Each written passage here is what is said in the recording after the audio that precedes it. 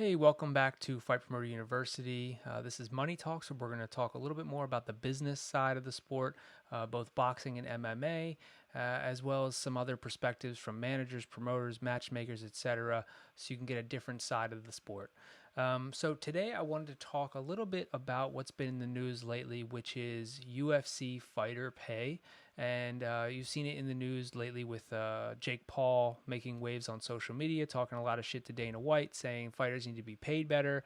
It's been a long running debate, and I think that there is compromise on both sides. I don't think it's nearly as bad as people say it is, and I also think that maybe the UFC could increase pay a little bit more. So let's dive in. First, I want to frame up exactly the statistics. So it's estimated that the UFC, they're a private company, so not all this data is released. However, it's estimated that the UFC pays about 20 to 25% of their revenue to the fighters. You compare that to the NFL, pays about 48%. Bellator is up in the 50-60% range. And so there's a lot of argument from people that say, hey, Dana White, you need to come up 20-25% is not nearly enough.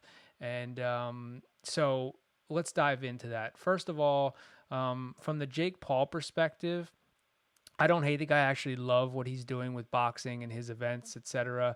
I think it's great. However, he's also talking from a massive position of privilege with his events because of the fact that he is putting on, with his name attached to these cards, he's getting massive revenue coming in, and he's only doing 1, 2 events a year. So for him to go and pay Amanda Serrano, a couple $1 million on revenue of 100 million or 80 million, yeah, okay, of course you can do that, and full respect for doing that.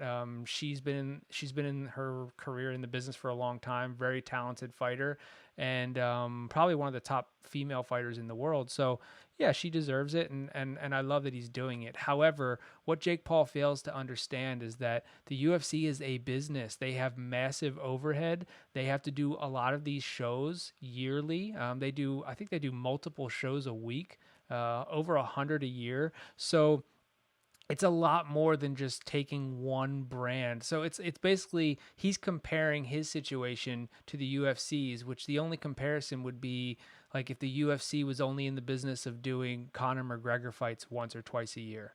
Well, then, yeah, I mean, and the boxing model does this. It's they have their big marquee fighters fights 1 or 2 a year. They take in the lion's share of the revenue, and then they, because the promoter is trying to make. So first of all, Jake Paul is the promoter, so he doesn't rely just on MVP, which is the name of his promotional company. He doesn't just rely on MVP's revenue to make money. He's getting paid as a fighter. So he can take a lot less on that business end. So essentially, he's double dipping. So that double dip allows him to pay Amanda Serrano and his undercard fighters a lot more than they would if they went and fought on like a top rank card. So let's talk about the UFC compared to other promotions, for example. So I think the comparison to the NFL is apples to oranges. The NFL has fixed revenue between their TV deals, their sold out stadiums, their sponsorships, etc. It's fixed income. It's fixed revenue every year. They know what they're going to make that year for the most part. So it's very easy to divide up the share to the players. Whereas the UFC, they operate essentially on a pay-per-view model. Yes, they have ESPN Plus paying them. Yes, they have fixed sponsorship revenue. There is a base layer to it. However, the pay-per-view model, for anyone who's never been in that world, you don't understand. You could lose tens of millions of dollars in one night if you don't get the buyers that you would expect. So I think we like throw the NFL thing out the window. So, all right, now on to the next thing, comparing the UFC to boxing, which is more akin to Jake Paul's comparisons. So let's look at boxing. I obviously have been in the boxing industry for a long time. I love it. However, it's a broken model at the top, at the very top, where the world champion, like local club shows. Ask Roy Engelbrecht, founder of FPU. He crushes it with his local club shows. They don't have the same problem, but at the top layer of the world championship, the promoters are essentially they have to pay these fighters 20, 30, 40 million dollars plus a pop, that there's very little left for the promotion. And it's just the nature of that, because the fighters are essentially general contractors, so they have all the power. It's just the way things have shifted. And people will argue, oh, that's how it should be, and I agree to an extent. However, if the business side was not there, then none of these fighters would be who they are. You know, they have to be built up. They have to be marketed properly. There's event coordination that goes on. There's media, PR, press. I could go on and on. But there is a business side that's very important. So in boxing, essentially one of the top promoters in the world, Top Rank, they have a skeleton crew that actually is their overhead. They work full time. I think they have maybe a handful of employees tops, definitely less than 10. I think last I checked it was like 5 or 6. So try and go get a job at one of these promotions and see. There's no room for any. They don't hire anybody, and it's really at the top. It's Bob Arum, and then there's a couple of assistants and matchmakers, Brad Goodman, etc. Essentially, they are reliant on their shows being successful and making money. And a lot of times they don't at that level when they're doing pay-per-view. So you have to understand, half the pay-per-view revenue that comes in, let's say it's 100 mil, the TV cable providers who are helping that pay-per-view be put on with their satellites and stuff, take 50% of that revenue right off the top. So $100 million in pay-per-view revenue, which, by the way, that's like $1 million pay-per-view. Those aren't that $1 million buy pay-per-view. Those aren't that often or common. So right off the top, he's taking a 50% haircut. Then he's paying the fighter 30, 40, $50 million.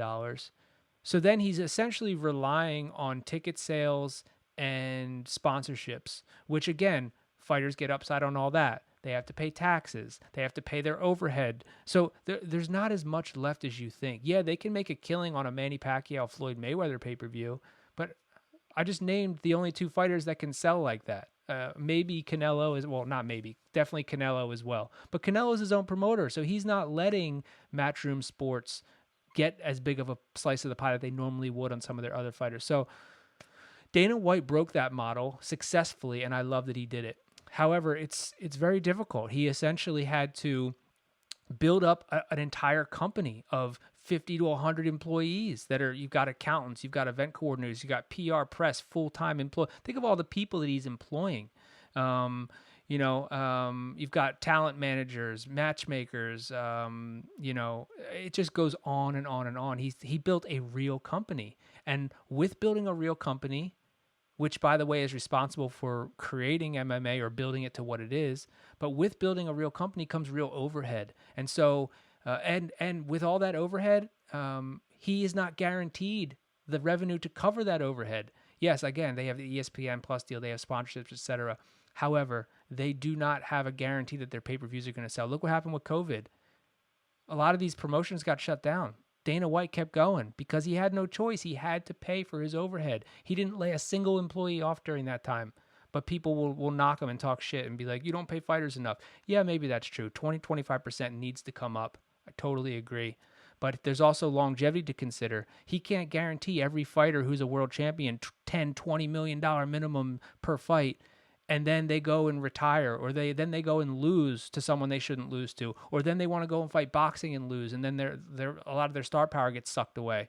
So there's more to it than people realize, and I think you need to take the step back, stop like attacking like trolls online, and just look at the big picture.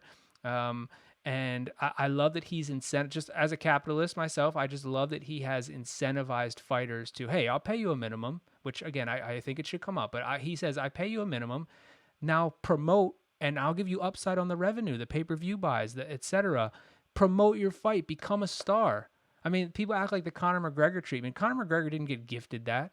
It's because he marketed himself properly. Colby Covington realized, I can't just be a good fighter. I need to market myself properly. Love him or hate him, he understands the business side, and that is what the UFC incentivizes. So put down in the comments what you think.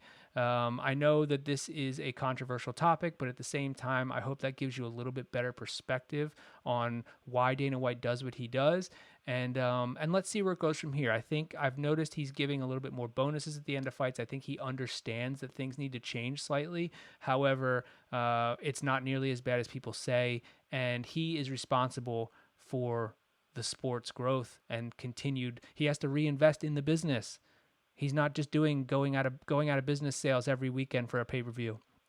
So anyway, again, put in the comments what you think, and I'll talk to you guys on the next topic. Thanks.